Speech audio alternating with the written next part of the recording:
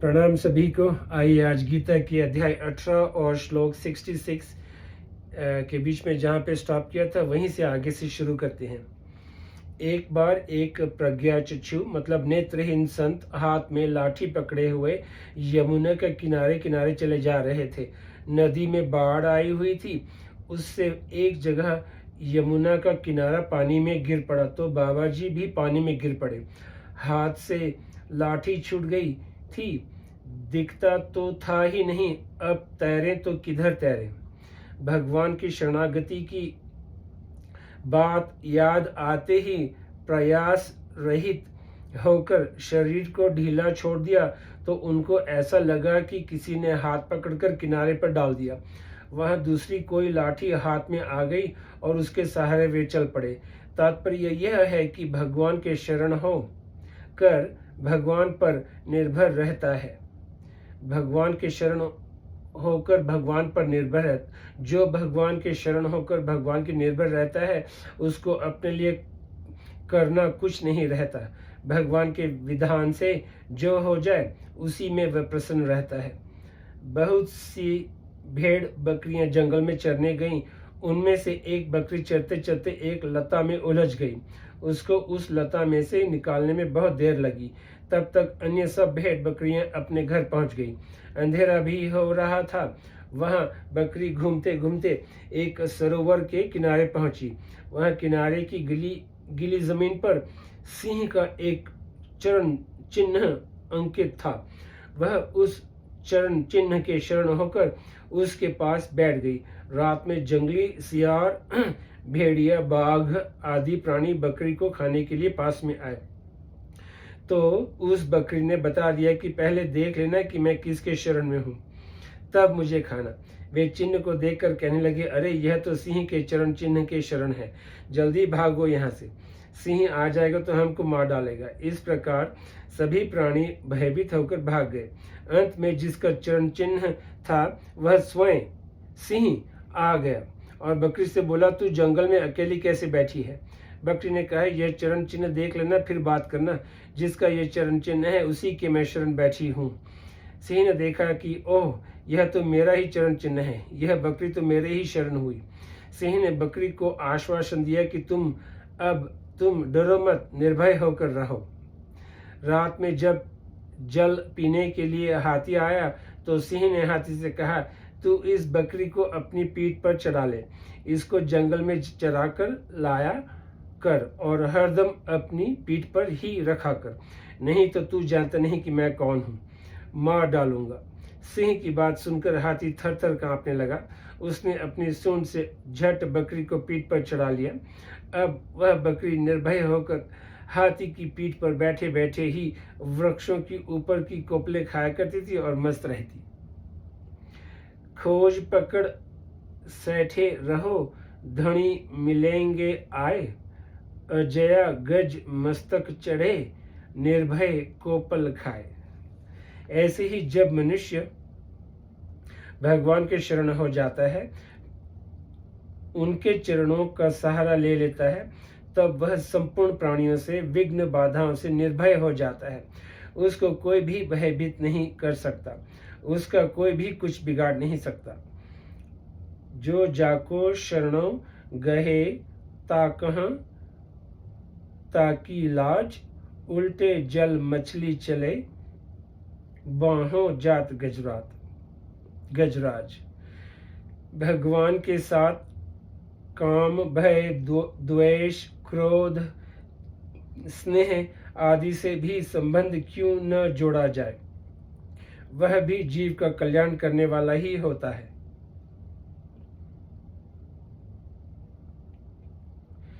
कामाद द्वेषाद भयात स्नेहाद यथा भक्त्येश्वरे मन, आवेश्य तदंग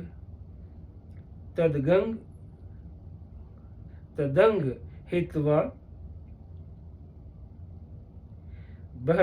बहवस्तद्वगन्ति गता। गोप्य कामाद भयात कंसो, द्वेषा चचय घादयो नृपा,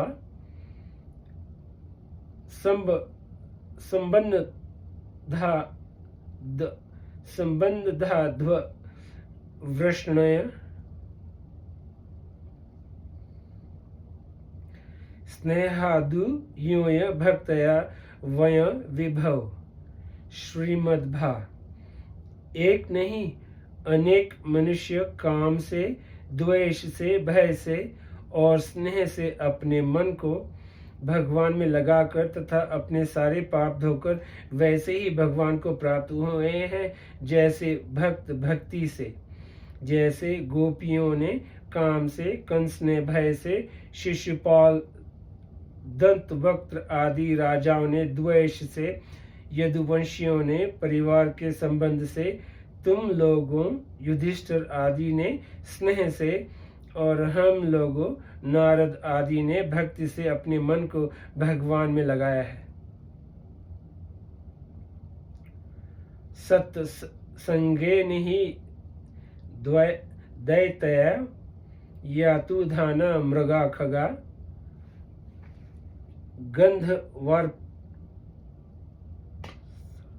गंधवर्प सरसो नागा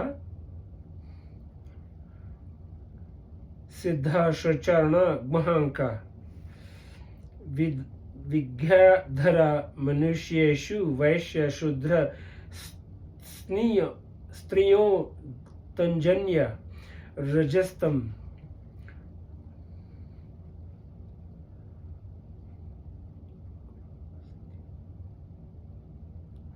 प्रकृतस्य तस्मिन्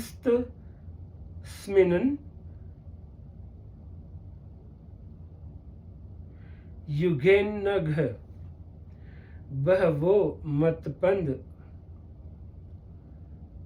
प्राप्त स्त्वाष्ट्रा कायाध वादय वृष पर्वा बलिर्बाणो मय श्वचायथ विभीषण सुग्रीव हनुमान शचो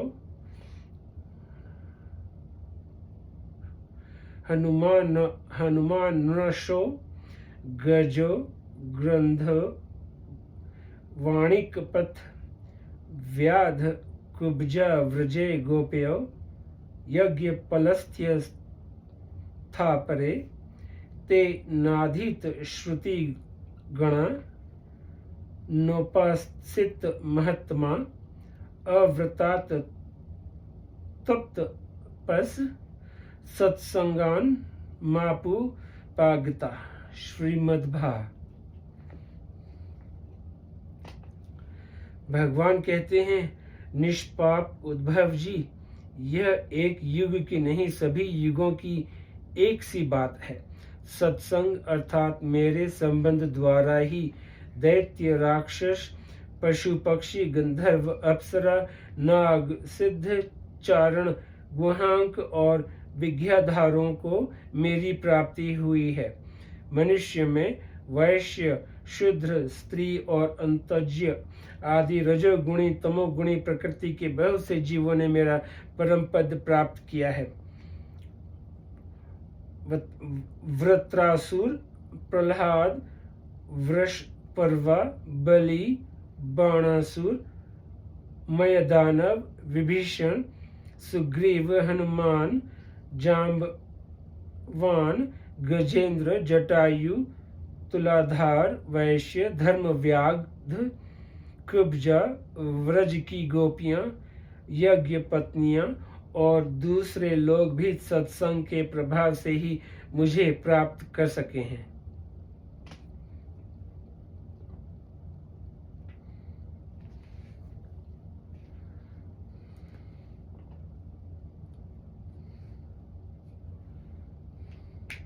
तात्पर्य यह हुआ कि काम, भय, द्वेष आदि किसी तरह से भी जिनका भगवान के साथ संबंध जुड़ गया उनका तो उद्धार हो ही गया, पर जिन्होंने किसी तरह से भी भगवान के साथ संबंध नहीं जोड़ा, उदासीन ही रहे, वे भगवत प्राप्ति से वंचित रह गए।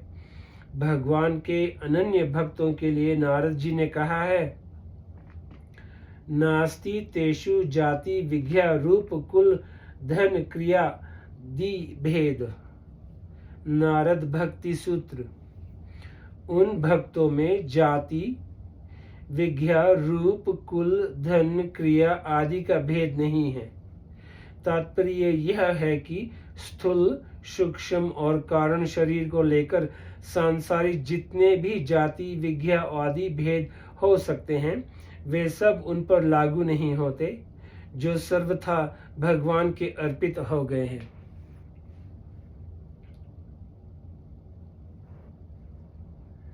उन लोगों ने न तो वेदों का स्वाध्याय किया था और न विधि पूर्वक महापुरुषों की उपासना ही की थी। इसी प्रकार उन्होंने कृच्छ्न चांद्रायण आदि व्रत और कोई तपस्या भी नहीं की थी। बस केवल सत्संग मेरे संबंध के प्रभाव से ही वे मुझे प्राप्त हो गए।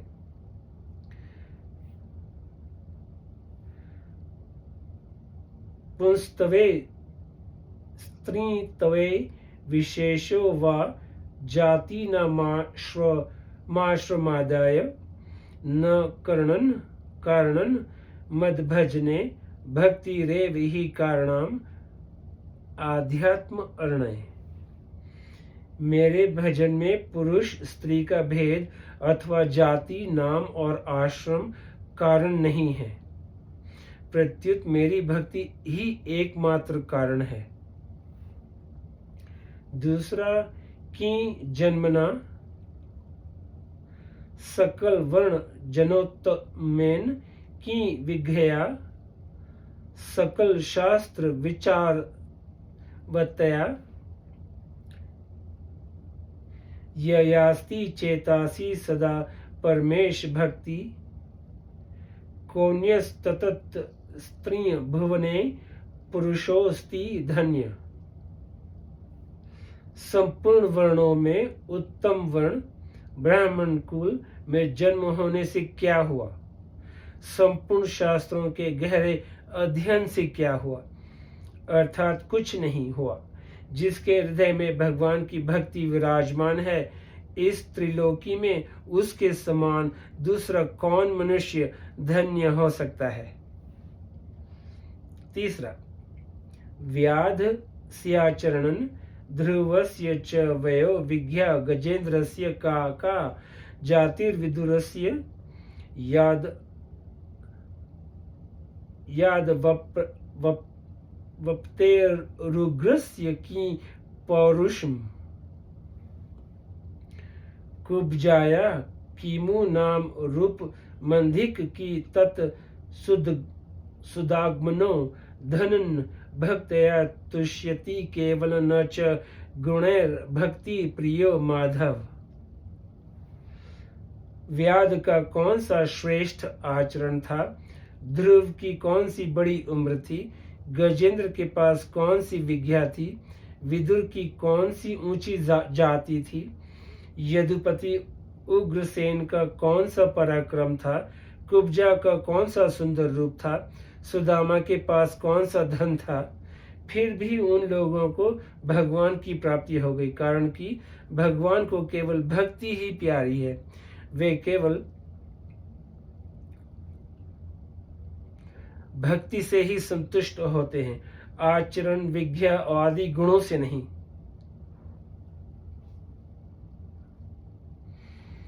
कारण कि वे अच्युत भगवान के ही हैं।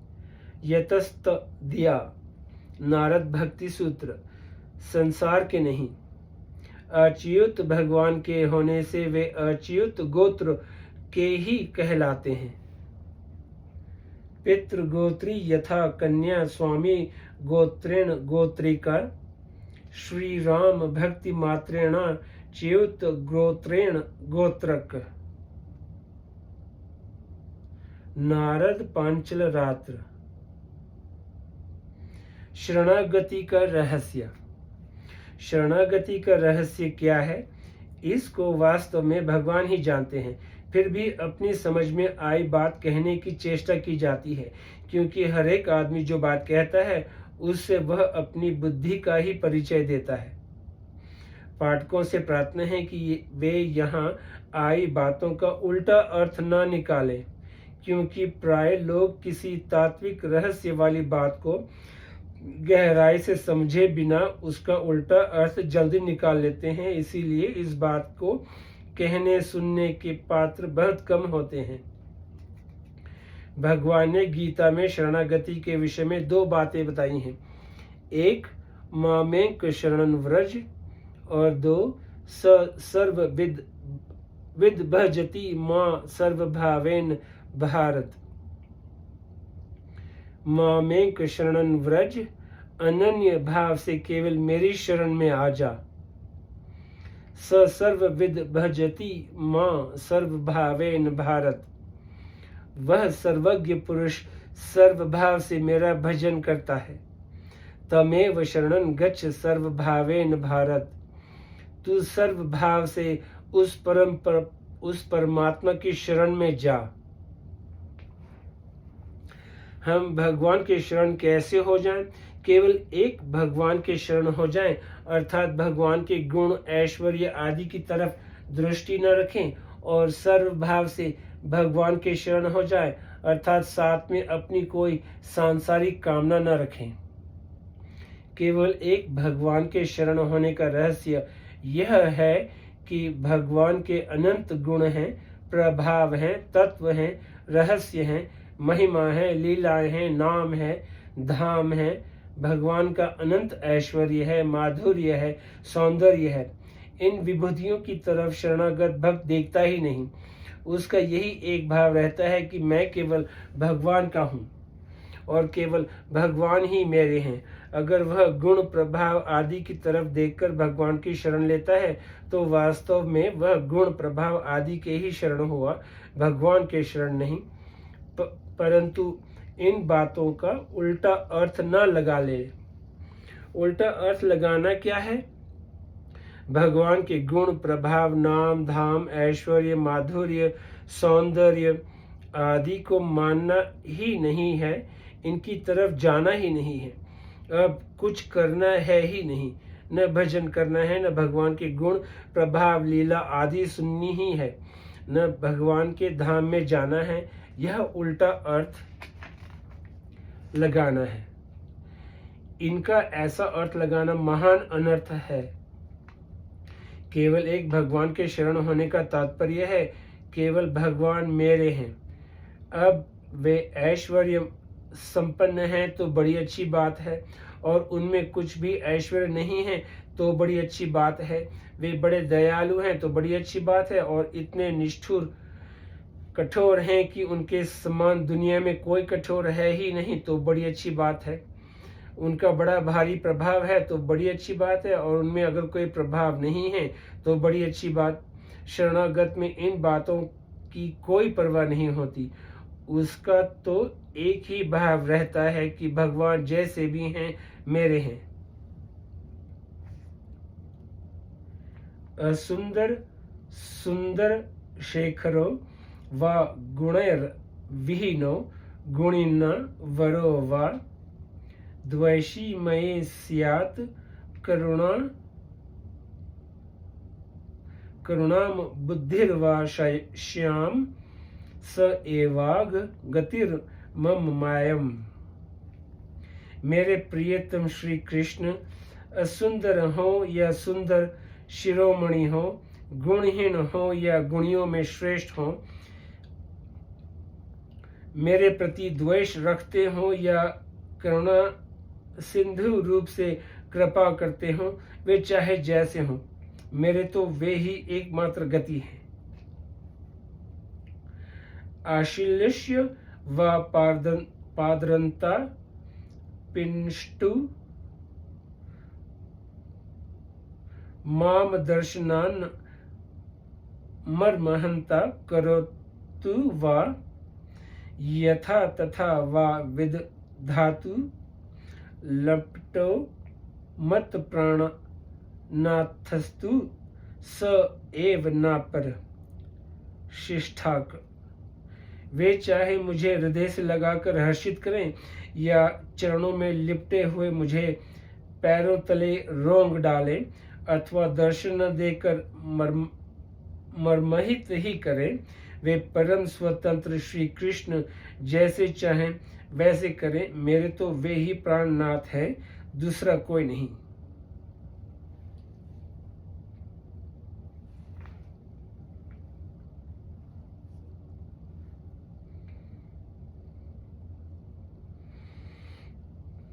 भगवान की इन बातों की परवाह न होने से भगवान का ऐश्वर्य, माधुर्य, सौंदर्य, गुण, प्रभाव आदि चले जाएंगे, ऐसी बात नहीं है। पर हम उनकी परवाह नहीं करेंगे तो हमारी असली शरणागति होगी। जहाँ गुण, प्रभाव आदि को लेकर भगवान के शरण होते हैं, वहाँ केवल भगवान के शरण नहीं होते, प्रत्युत गुण, प्रभाव आदि के शरण होते हैं। जैसे कोई रुपयों वाला आदमी का आदर करे तो वास्तव में वह आदर उस आदमी का नहीं, रुपयों का है। किसी मिनिस्टर का कितना ही आदर किया जाए तो वह आदर उसका नहीं, मिनिस्ट्री पद का है। किसी बलवान व्यक्ति का आदर किया जाए तो वह उसका बल का आदर है, उसका खुद का आदर नहीं है। परंतु अगर कोई केवल व्यक्ति धनी आदि का आदर करे तो इनसे धनी का धन या मिनिस्ट्री की मिनिस्ट्री चली जाएगी, ये बात नहीं है, वह तो रहेगी ही। ऐसे ही केवल भगवान के शरण होने से भगवान के गुण, प्रभाव आदि चले जाएंगे, ऐसी बात नहीं है। परंतु हमारी दृष्टि तो केवल भगवान पर ही रहनी चाहिए, उनके गुणों आदि पर नहीं। सप्तर्षियों ने जब पार्वती जी के सामने शिव जी के अनेक अवगुणों का और विष्णु के अनेक सद्गुणों का वर्णन करते हुए उनको शिव जी का त्याग करने के लिए कहा, तब पार्वती जी ने उनको यही उत्तर दिया,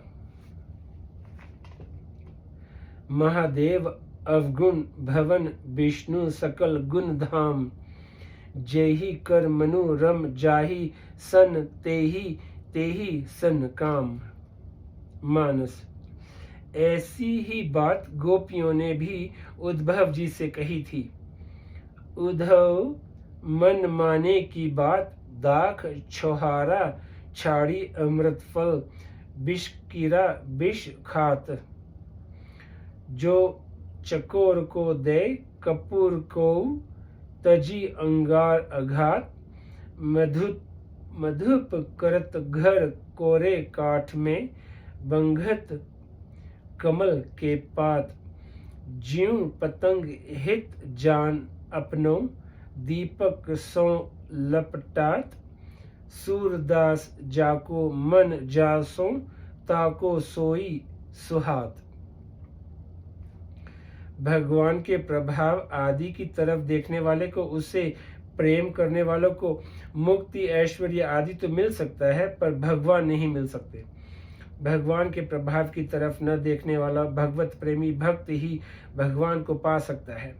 इतना ही नहीं, वह प्रेमी भक्त भगवान को बांध भी सकता है, उनकी बिक्री भी कर सकता है। भगवान देखते हैं कि वह मेरे में प्रेम करता है, मेरे प्रभाव की तरफ देखता तक नहीं, तो भगवान के मन में उसका बड़ा आदर होता है। प्रभाव की तरफ देखना यह सिद्ध करता है कि हमारे में कुछ पाने की कामना है, हमारे मन में उस कामना वाले पदार्थ का आदर है। जब तक हमारे मन में कामना है तब तक हम प्रभाव को देखते हैं। अगर हमारे मन में कोई कामना न हो रहे तो भगवान के प्रभाव, ऐश्वर्य की तरफ हमारी दृष्टि नहीं जाएगी। केवल भगवान की तरफ दृष्टि होगी तो हम भगवान के शरण हो जाएंगे, भगवान के अपने हो जाएंगे। पूतना राक्षसी ने जहर लगाकर स्तन मुख में दिया तो उसको भगवान ने माता की गति दे दी। अहो बकी या स्तन कालकुंट,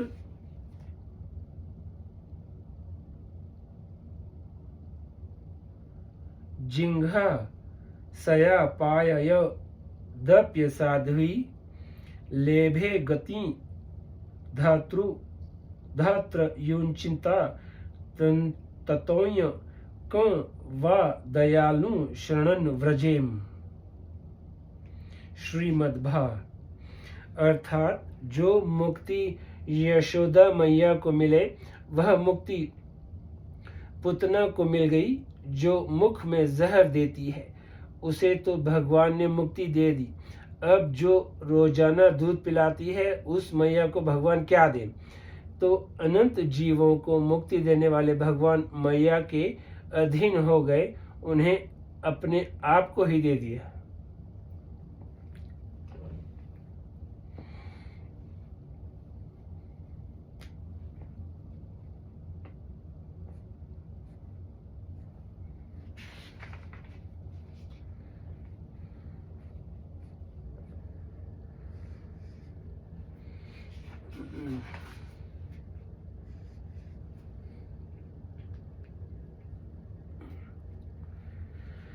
मैया के इतने वशीभूत हो गए कि मैया छड़ी दिखाती है तो वे डर कर रोने लग जाते हैं, कारण कि मैया की भगवान के प्रभाव ऐश्वर्य की तरफ दृष्टि है ही नहीं। इस प्रकार जो भगवान से मुक्ति चाहता है उसे भगवान मुक्ति दे देते हैं, पर जो कुछ भी नहीं चाहता